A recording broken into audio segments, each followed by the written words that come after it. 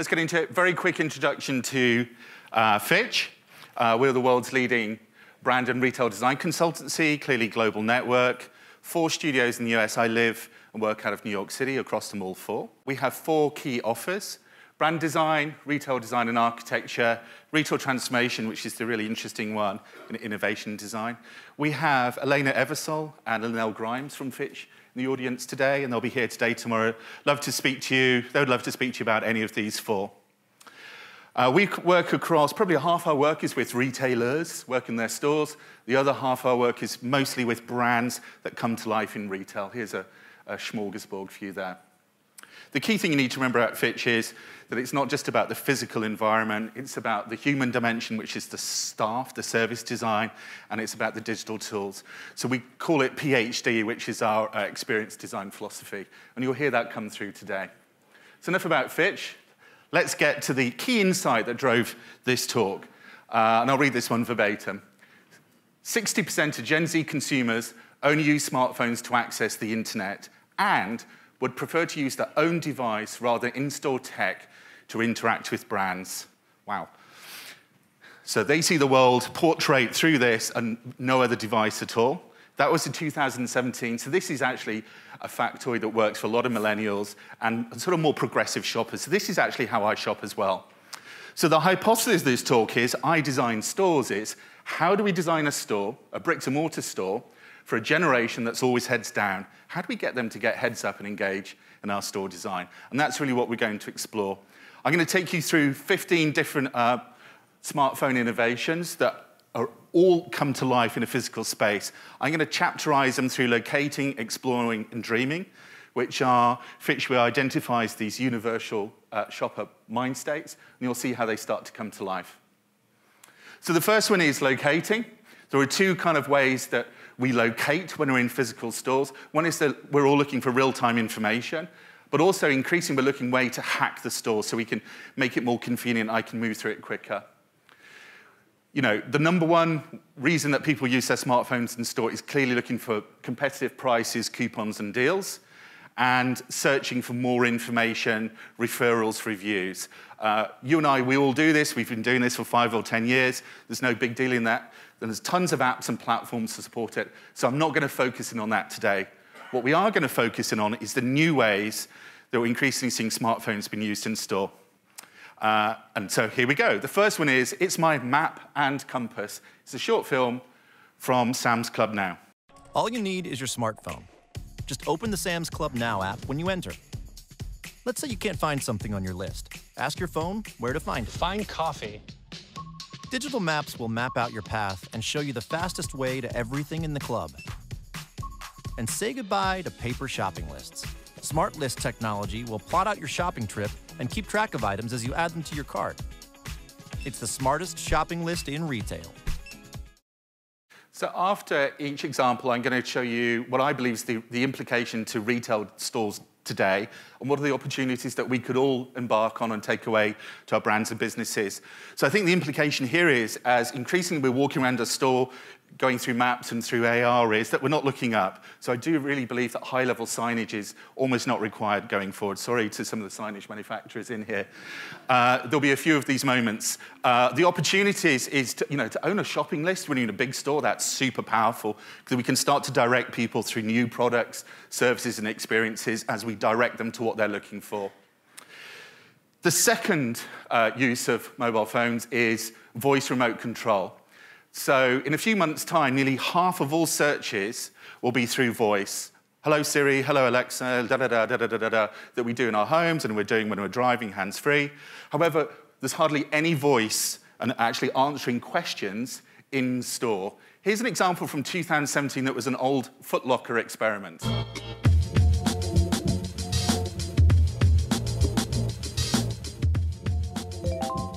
Hi, I'm Walt Clyde Frazier. I'm here to talk about, ironically, the Puma Clyde. The Adidas Ultra Boost is by far the most comfortable sneaker that I've ever worn in my entire life.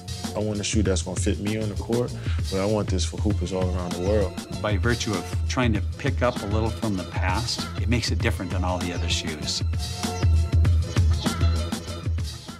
Foot Locker for that experiment a few years ago.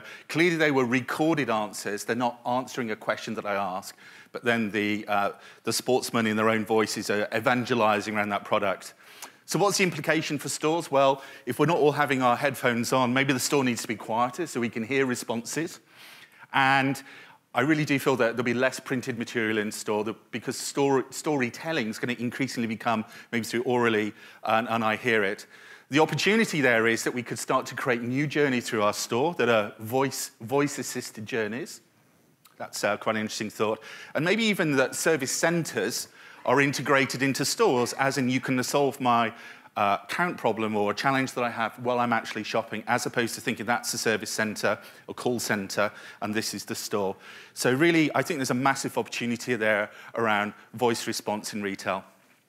The third one, and this one is a real challenge to me, it's my eyes for a surrogate shopper. So there's a clear trend here coming more from East around the consumers at home, and they're actually paying for a shopper to be in store.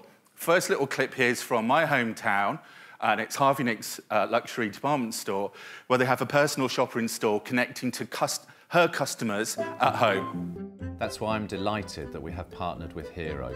Through their live shopping technology, we can offer customers who shop on harveynichols.com the same experience they would have in store from wherever they are in the world. By sharing imagery, videos and live streaming broadcasts, all shot on the shop floor using Hero-enabled smartphones, our team of incredible expert stylists can provide personal recommendations, style tips and advice to customers live on our website. For us, it means we can offer a loyal and discerning clients access to a personal stylist on demand. So, yes, I found her fingernails absolutely terrifying.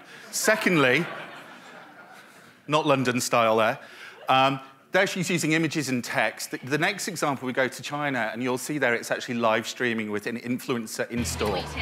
At this store opening are lots of women live streaming on their phones to clients back in China. The Daigou network can have up to 10,000 or more followers. Meet the influencers. But really the implication there is that in some retail categories, we could have less consumers coming into the store and having more professional shoppers come instead. That would mean for quite a different type of picking store.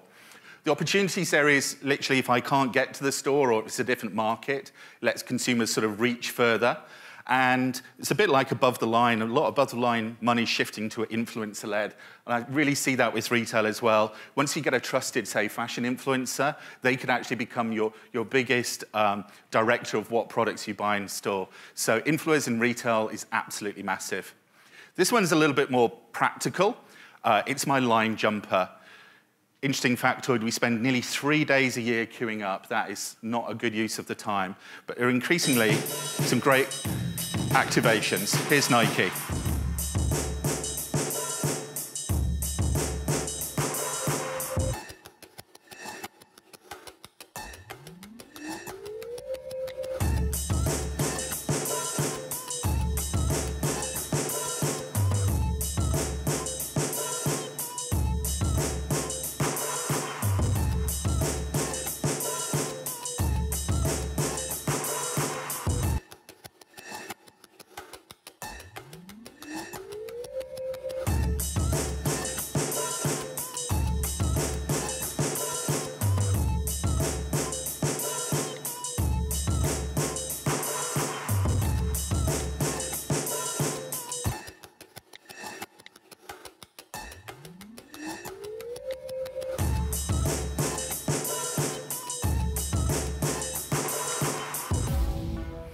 And as you can imagine, that app also has payment through it as well. But clearly, what you can see there is that our guests in store are no longer willing to stand in any line waiting for shoes to be delivered or waiting of a queue for a fitting room or even worse, at cashiers at point of sale. That's all going to be behind us now because we can hack using our smartphones. So the opportunity there is, what do we actually do with all this positive time that we're freeing up for our customers? How can we get them to have an amazing experience doing some other things beyond it? And there's a whole sort of thought around how we should be sort of merchandising products in different ways with this sort of usage. Number 5, it's my shopping basket and wallet. And there's some great examples in the US already, but I'm just going to go to the new Alibaba Hummus store in China. show you that. You download the app, and then you use your phone to shop. For example, Hema is all about fresh foods from all over the world. But how would you know? Everything in the store has a barcode. You use the app to scan the code, and you get a ton of great information about the product. Hema will even make recommendations of similar products based on what you have in your hands. And as you can imagine with that app, you can go all the way through the store and you can fill your cart up physically. And at the end, you can either take the merch that you've bought away or it can get delivered from home. So it gives you many different sort of fulfillment opportunity. Arguably the best, smartest grocery store going at the moment. So for the second time, an implication here is less, if any, point-of-sale staff required, as increasingly we're checking out ourselves. But what does that do? It frees up staff to maybe be more engaging on the shop floor, facilitating, creating some better displays. I think merchandise needs to be sort of more meal ingredients together or total looks, as opposed to consumer shopping for individual elements or garments. Moving to exploring, the second chapter, it's exploring around tools to help me filter choice or to deselect, because there's choice overload. And it's increasingly about tools to help predict what I didn't know I needed.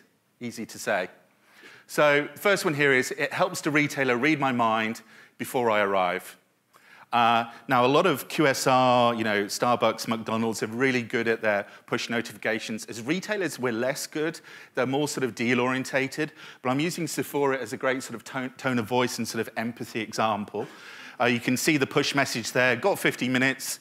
Stop in store. You're so close for a free mini makeover. Clearly, the consumer needs to have the Sephora app and give him permission for that, and it's geo-fenced. The one I really like is to the right. We've all flown here to San Diego over the weekend. Imagine if you got this message while you're in the airport. Did TSA raid your makeup bag? Question mark.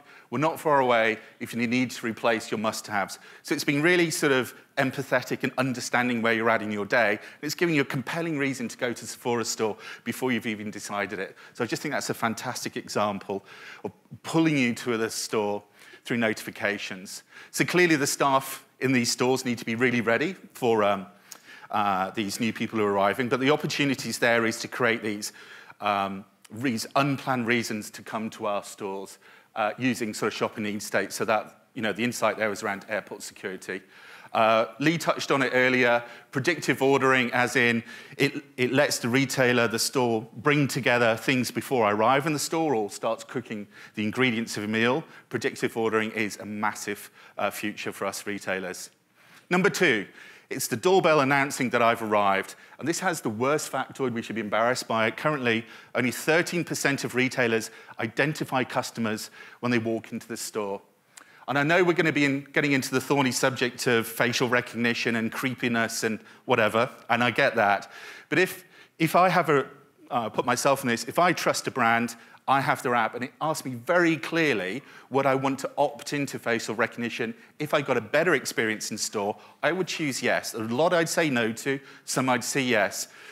So here, this is one brand service provider called Face First, and they will just give a very simple push messaging to the staff lady here on the left, your left. And it will just say, hey, this other lady's just walked in, she likes X and Y. So straight away, she's going to get a better level of service. As opposed to you have to go through all those sort of cursory questions.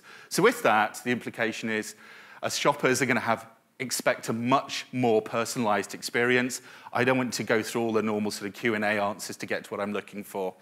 And when that's empowered well, we should hopefully be able to shift sort of staff on to being like smart staff, right? And creating more loyalty and trust with their customers. Number 3, it helps me personalize my selection. No presentation would be amiss without the IKEA augmented reality. They've been leading this for years, and they're just fantastic how inside the store I can design my perfect sofa combination, change the fabrics, colors, materials, and details. And you do that all in store. Yes, you can do it at home, but it's actually they've defined areas in stores to do that. Personalization, we all know, is a macro trend. And the implication is I think we need to move some density and create more sort of studio areas to create this in store. The best example I've seen of customization in store, is Nike in their House of Innovation on Fifth Avenue. World-class store, go and visit it. And ultimately, going forward, you could start to see things like 3D printing happening in store. Third, and to finish off, dreaming. The smartphone in my hand is a magic wand that you can jump through time and space. There's just some magic with it as well.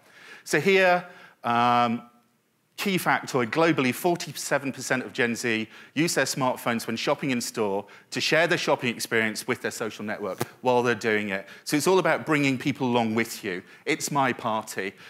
And I still struggle with a lot of stores that it's become just like a selfie experience. This is a better example. It's actually Sony Square, New York, where you can go through different rooms and they're kind of done like stage sets, and each one is a different product, franchise or content. And you create really rich content that you can share with your friends who are remotely not with you. So you have they're facilitating a much richer sort of conversation. So our role as retailers there is to instigate the conversation. We need to facilitate it, good Wi-Fi at the absolute basics. But the opportunity is sort of social retailing, your friends and families, maybe your influencer coming along with you as you go shopping.